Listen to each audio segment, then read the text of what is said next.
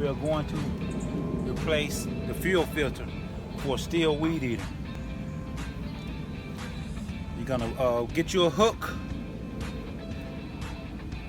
and then you're gonna stick it up into the tank.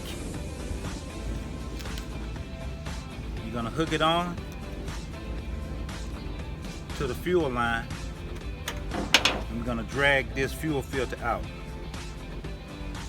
So, as you can see, pretty basic. You can take your little tool, your little screwdriver, and make sure that it doesn't slide back in.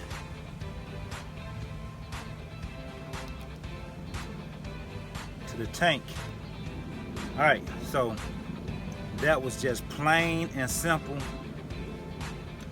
All the way on. Make sure you push the tube to the edge, and then we'll put it back in and push it all the way to the back, and make sure it is at the bottom of the tank. There we go.